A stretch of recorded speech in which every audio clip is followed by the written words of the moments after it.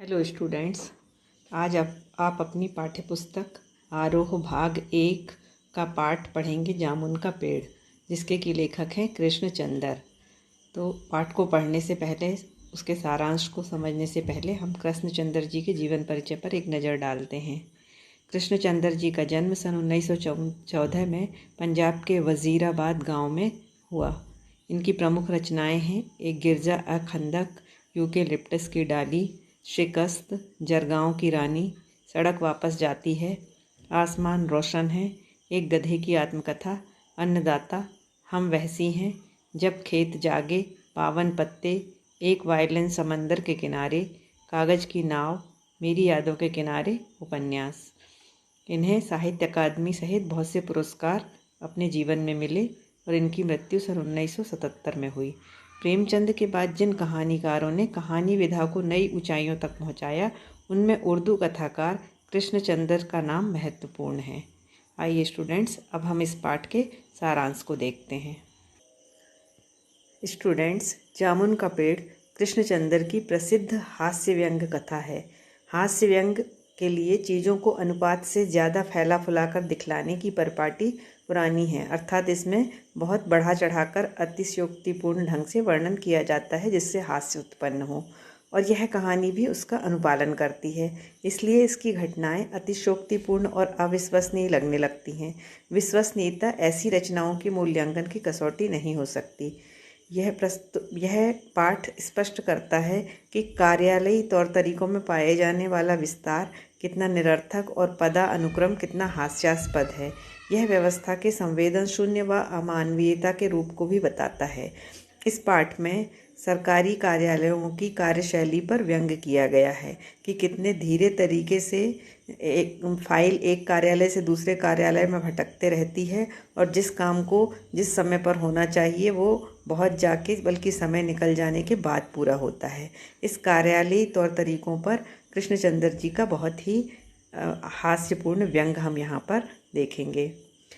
इसका सारांश इस प्रकार है कि रात को चली आंधी में सचिवालय के पार्क में जामुन का पेड़ गिर गया। सुबह माली ने देखा कि उसके नीचे एक आदमी दबा पड़ा है। उसने तुरंत सूचना चपरासी को दी। इस तरह मिनटों में बहुत सारे आदमियों की भीड़ इकट्ठी हो गई, लेकिन कोई उस आदमी को देखने की बजाय क्लर्कों को तो रसीले जामुनों की याद आ रही थी, और उस आदमी के दबे होने पर माली ने पेड़ हटाने का सुझाव दिया, किंतु पेड़ तुरंत हटाने के ऊपर फैसला नहीं हुआ। सुप्रिंटेंडेंट ने अपने ऊपर के अधिकारी से पूछने की बात कही। इसी तरह डिप्टी सेक्रेटरी ने जॉइंट सेक्रेटरी से, चीफ सेक्रेटरी ने मिनिस्टर के पास, और इस प्रकार एक दूसरे से पूछने पर यह इस बात को टाल दिया, और उसी क्रम में बात नीचे तक पहुंची और फाइल चलती रही।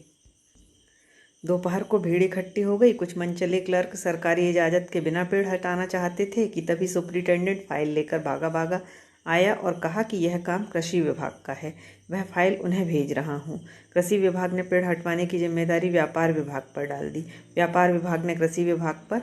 इस तरीके से वह फाइल विभिन्न विभागों में घूमती रही और वह आदमी पेड़ के नीचे दबा रहा। शाम को इस मामले को हॉर्टिकल्चर विभाग के पास भेजने का फैसला किया गया, क्योंकि उसके पीछे कारण दिया गया कि वह पेड़ जो गिरा है वह फलदार पेड़ है। रात को माली ने दबे हुए आदमी को दाल भात खिलाया, जबकि उसके चारों तरफ पुलिस का पहरा था। माली ने उसके परिवार के बारे में पूछा तो दबे आदमी ने स्वयं को लावारिस बताया। तीसरे दिन हार्टिकल्चर विभाग से जवाब आया कि आजकल पेड़ लगाओ की स्कीम चल रही है और जामुन के पेड़ को इसलिए काटने की इजाज़त नहीं दी जा सकती। एक मनचले आदमी ने आदमी को काटने तक की बात कर डाली कि इससे पेड़ बच जाएगा, लेकिन दबे हुए आदमी ने इस पर आपत्ति कर दी कि ऐसे में तो वह मर जाएगा। पर काटने वाले आदमी ने यह तर्क दिया था कि आजकल प्लास्टिक सर्जरी उन्नति कर चुकी है। यदि आदमी को बीच में से काट कर निकाल लिया जाए तो उसे प्लास्टिक सर्जरी से जोड़ा जा सकता है। इस तरह फाइल मेडिकल विभाग भेजी गई। वहाँ से रिपोर्ट आई कि सारी जांच पड़ताल करके पता चला है कि प्लास्टिक सर्जरी तो हो सकती है, किंतु आदमी मर जाएगा। अतः यह फैसला रद्द हो गया और यह फाइल ऐसे ही भटकती रही और आदमी पेड़ के नीचे दबा रहा। रात को माली ने उस आदमी को बताया कि कल सभी सचिवों की बैठक होगी, वहाँ केस सुलझने के आसार हैं। तब दबे हुए आदमी ने गालिब का एक शेर सुनाया, ये तो माना कि तगा फूल न करोगे, लेकिन खाक हो जाएंगे हम तुमको खबर होने तक। यह सुनकर माली हैरान हो गया और उसने आदमी के शायर होने की बात सारी जगह फैला दी। फिर यह चर्चा शहर में फैल गई और तरह तरह के कवि व शायर वहाँ इकट्ठे होने लगे। वे सभी अपनी रचनाएं सुनाने लगे। कई क्लर्क उस आदमी से अपनी कविता पर आलोचना करने को मजबूर करने लगे। जब यह पता चला कि दबा हुआ व्यक्ति कवि है तो सब कमेटी ने यह मामला कल्चरल डिपार्टमेंट को सौंप दिया। साहित्य अकादमी के सचिव के पास फाइल पहुंची। सचिव उसी समय उस आदमी का इंटरव्यू लेने पहुंचा। दबे हुए आदमी ने बताया कि उसका उपनाम ओस है तथा कुछ दिन पहले उसका लिखा हुआ ओस के फूल गद्य संग्रह प्रकाशित हुआ है। सचिव ने आश्चर्य जताया कि इतना बड़ा लेखक उसकी अकादमी का सदस्य नहीं है, लेकिन आदमी को इन सब बातों से कोई मतलब नहीं था। वह तो केवल पेड़ के नीचे से निकलना चाहता था। सचिव उसे आश्वासन देकर चला गया। अगले दिन सचिव ने उसे साहित्य अकादमी का सदस्य चुने जाने की बधाई दी और चुनाव का एक फॉर्म भी उसको पकड़ा दिया। आदमी ने उससे उस पेड़ के नीचे से निकालने की प्रार्थना की तो उसने इसमें असमर्थता जताई। उसने कहा, यदि तुम मर गए तो तुम्हारी बीवी को वजीफा दे सकते हैं, लेकिन उनके विभाग का संबंध सिर्फ कल्चर से है। पेड़ काटने का काम आरी कुल्हाड़ी से होगा। और इस तरह बात अब वन विभाग पर टाल दी गई। शाम को माली ने बताया कि कल वन विभाग वाले पेड़ काट देंगे। माली खुश था। दबे हुए आदमी का स्वास्थ्य जवाब दे रहा था। दूसरे दिन वन विभाग के लोग आरी कुल्हाड़ी लेकर तो आए, किंतु विदेश विभाग के आदेश से यह कार्य रोक दिया गया और कारण यह बताया गया कि पेड़ पीटोनिया राज्य के प्रधानमंत्री ने सचिवालय में 10 साल पहले लगाया था। पेड़ काटने से दोनों राज्यों के संबंध बिगड़ जाएंगे। इस प्रकार इस काम में देरी होती गई। अंडर सेक्रेटरी ने बताया कि प्रधानमंत्री विदेश दौरे से सुबह वापस आ गए हैं, अब वे ही निर्णय देंगे। शाम के 5 बजे स्वयं सुपरिटेंडेंट कवि की फाइल लेकर आया और चिल्लाया कि प्रधानमंत्री ने सारी जिम्मेदारी स्वयं लेते हुए पेड़ काटने की अनुमति दे दी है। कल यह पेड़ काट दिया जाएगा, तुम्हारी फाइल पूरी हो गई। परंतु कवि का हाथ ठंडा था, उसके जीवन की फाइल भी पूरी हो चुकी थी। तो स्टूडेंट्स, हम यह सब अपने वास्तविक जीवन में भी देखते हैं कि सरकारी कार्यालयों में एक कार्य के लिए दी गई फाइल एक विभाग से दूसरे विभाग में, एक क्लर्क से दूसरे क्लर्क के पास भटकती रहती है और जब उस काम का समय निकल जाता है तब कहीं जाकर वह काम पूरा होता है। तो इस तरीके से कार्यालयीन व्यवस्था पर कृष्णचंद्र जी का बहुत ही सटीक व्यंग यहाँ पर दिया हुआ है, जिसका कि नाम है जामुन के पेड़। आइए अब हम अभ्यास के प्रश्न उत्तरों को देखते हैं। तो स्टूडेंट्स, इस पाठ के अभ्यास का पहला प्रश्न इस प्रकार है कि बेचारा जामुन का पेड़ कितना फलदार था और इसकी जामुनें कितनी रसीली होती थी। ये संवाद कहानी के किस प्रसंग में आए हैं और इससे लोगों की कैसी मानसिकता का पता चलता है।